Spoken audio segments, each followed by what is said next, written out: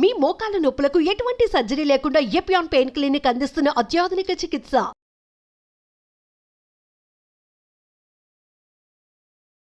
Welcome to Suman TV. So జుట్టు రాలే సమస్య చాలా మందిని వేధించే సమస్య ఇది. చిన్న పిల్లల్లో కూడా ఈ సమస్య చూస్తూ ఉన్నాము.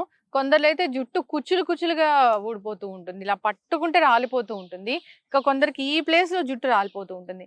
అసలు ఓవరాల్ గా ఈ జుట్టు రాలే సమస్యలు అనేవి ఎందుకు రాకుండా జాగ్రత్తలు ఏంటి, ఇక వచ్చాక ఎటువంటి న్యాచురల్ వేస్ ఉన్నాయి దీన్ని తగ్గించుకోవడానికి, మరి రాలిన జుట్టు ప్లేస్ లో తిరిగి జుట్టు రావాలంటే ఏం చెయ్యాలి, వివరాలు తెలుసుకుందాం. ఈరోజు మనతో పాటు ఉన్నారు ప్రముఖ యోగా గురు యోగిని అరుణాదేవి గారు.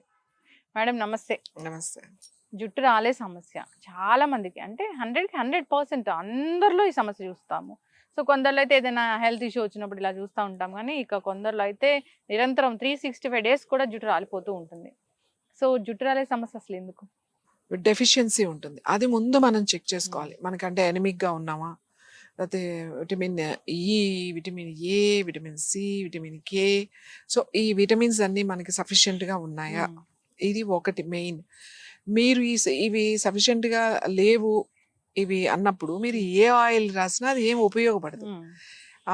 ఆ రూట్ ని స్టిమ్యులేట్ చేసే సప్లిమెంట్స్ ఇవన్నీ కూడా గ్రోత్ పెరగడానికి కానీ అన్ని వచ్చేవి ఈ సప్లిమెంట్ ద్వారా.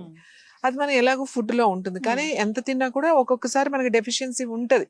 ముందు ఆ డెఫిషియన్సీ లేకుండా దానికి ఎలాంటి ఆహారం తీసుకోవాలి అనేది ముందు మనం తెలుసుకోవాలి. ఎవరికైనా సరే జుట్టు విపరీతంగా రాలిపోతుంది అనేది. ఇంకొకటి, జుట్టు రాలుతున్నప్పుడు ఏమైనా viral fevers, typhoid, malaria, any viral fever వచ్చి తగ్గిన తర్వాత కనీసం 1 నెల 2 నెలలు విపరీతంగా జుట్టు పోతుంది. ఇది కామన్. కంగారు పడద్దు, ఎందుకంటే ఎనీ వైరల్ ఇన్ఫెక్షన్స్ వచ్చినప్పుడు మనకి ముందు జుట్టు రాలిపోతుంది. మెడిసిన్స్ వాడడం, యాంటీబయాటిక్ వాడతాం, అన్ని మెడిసిన్స్ వాడతాం కదా. సో ఆ వచ్చిన దానికి జుట్టు రాలిపోతుంది. మీరు అప్పుడు రాసేస్తే ఏమి జుట్టు వచ్చేది, కానీ అది కూడా ఒక పీరియడ్ ఉంటుంది.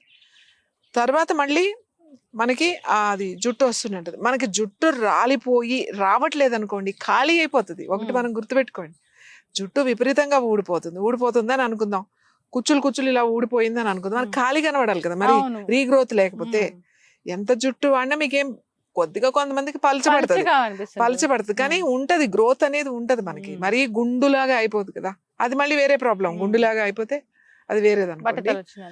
సో డెఫిషియన్సీ అనేది ముందు చూసుకోవాలి మనం. ఆ డెఫిషియన్సీని ఆహారం ద్వారా, అలా కదా మళ్ళీ మల్టీవిటమిన్స్ వేసుకోవడం, లేకపోతే ఐరన్ టాబ్లెట్స్ తినేయడం, ఇట్లాంటివి చేయకూడదు.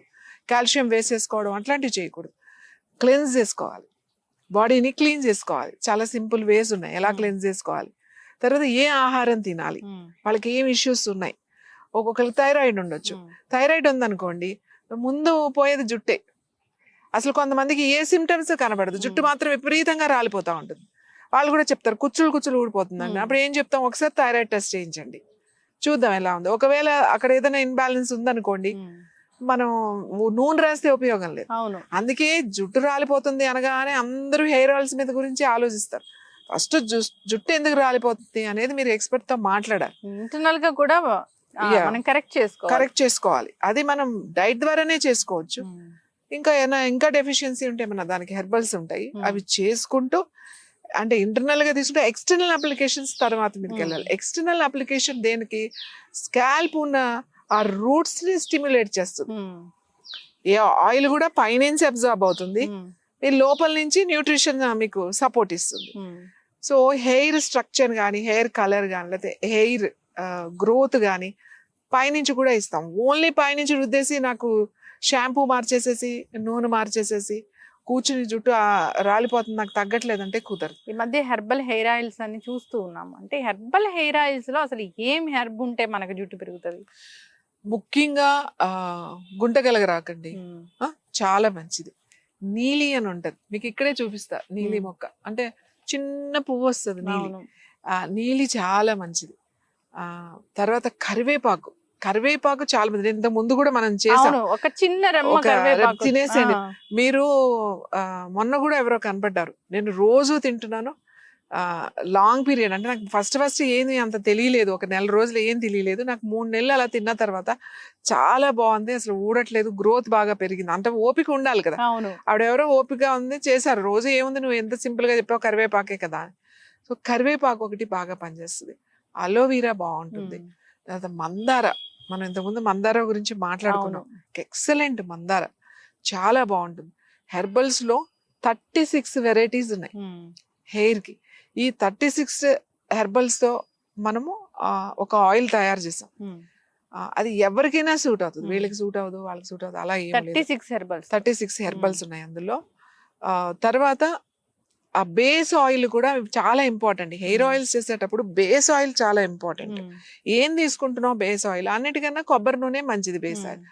మీరు మళ్ళీ ఆ నూనెకి ఏదో కక్కుర్తి పడి అది రేట్ ఎక్కువ కదా అని చెప్పేసేసి ఏదో నూనె కలిపేసి సగం కొబ్బరి నూనె సగం మిగతా నూనెలు కలిపేసి నువ్వు అన్ని హెర్బల్స్ వేసి చేసినా అది రిజల్ట్ రాదు. ఏదైనా బేస్ ఆయిల్ ప్యూర్ ఉండాలి. ఈ నువ్వుల నూనె అంటే నువ్వుల నూనె, కొబ్బరి నూనె అంటే కొబ్బరి నూనె.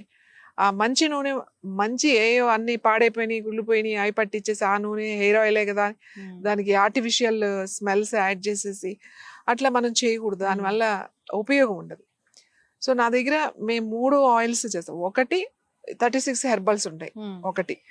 ఇంకొక ఆయిల్ ఏంటంటే ఓన్లీ మిల్క్, ఓన్లీ మిల్క్ తోనే చేస్తాం. మిల్క్ తోనే 3 వెరైటీస్ ఆఫ్ మిల్క్ మిక్స్ చేస్తాం ఇందులో. మిల్క్ ఆయిల్ అంతే ఉంటుంది.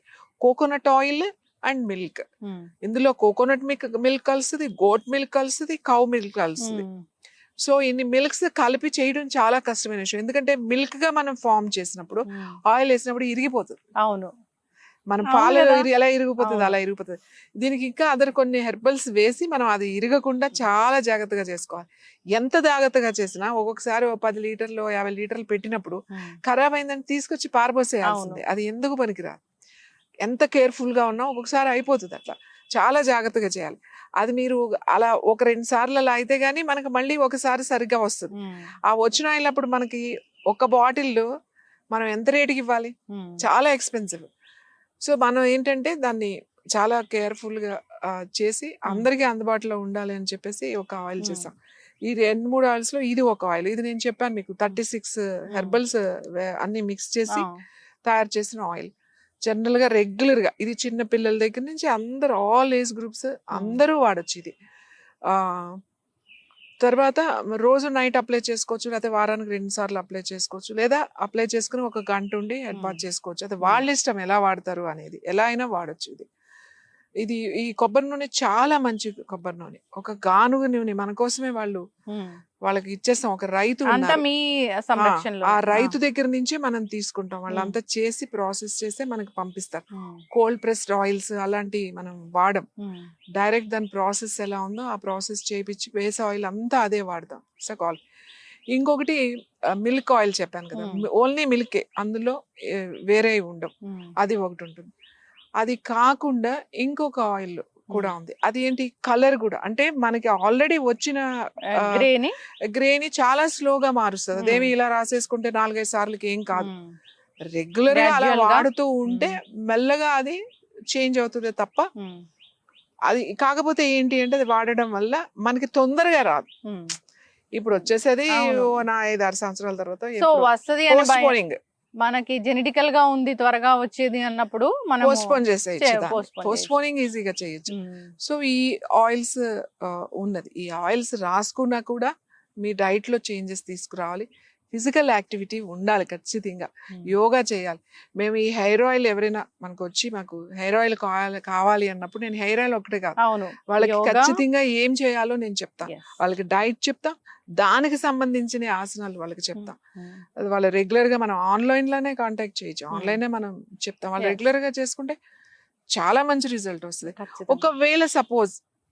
ఒకవేళ ఈ ఆయిల్ మీకు ఏదైనా కారణాల వల్ల మీకు పడలేదు, ఒకవేళ పడలేదు అనుకోండి, 1-2 సార్లకే తెలుస్తుంది మీకు.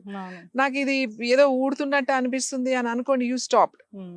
అలా ఉంటుందా అసలు? హెర్బ్స్ అలా అంత డేంజర్ గా జరగడం అనేది ఉంటుందా?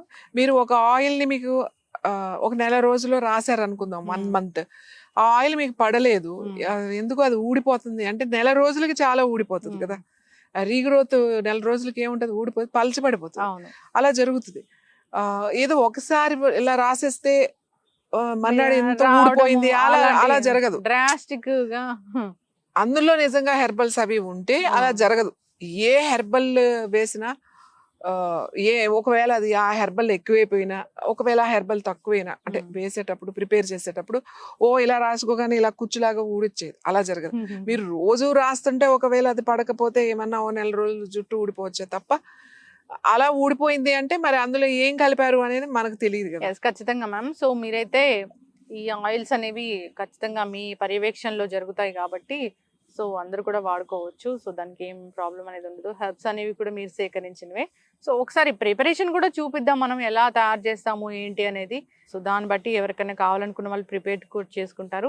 సో ఈ ఆయిల్ ఎవరికైనా కావాలంటే కూడా కాంటాక్ట్ చేయాలని కోరుకుందాం. ఆయిలే కాదు, అసలు జుట్టు సమస్య బాగా ఉంది, బాగా జుట్టు రాలిపోతుంది, సో బాల్ హెడ్ వస్తుంది అనే భయం కూడా ఉంది అన్న వాళ్ళు కూడా కాంటాక్ట్ చేయాలని కోరుకుందాం. బికాస్ ఆఫ్ మనము యోగానే కాదు, ఓన్లీ న్యూట్రిషనే కాదు, ఓన్లీ డైటే కాదు, ఇంటర్నల్గా ఎలాంటి క్లెన్స్ చేసుకోవాలి ఇలాంటివే కాదు, హెయిర్ ఆయిల్ కాదు, రకరకాల థెరపీస్ ద్వారా మనం పూర్తి స్థాయిలో దాన్ని తగ్గిస్తాం కాబట్టి కాంటాక్ట్ చేయాలని కోరుకుందాం. ధన్యవాదాలు.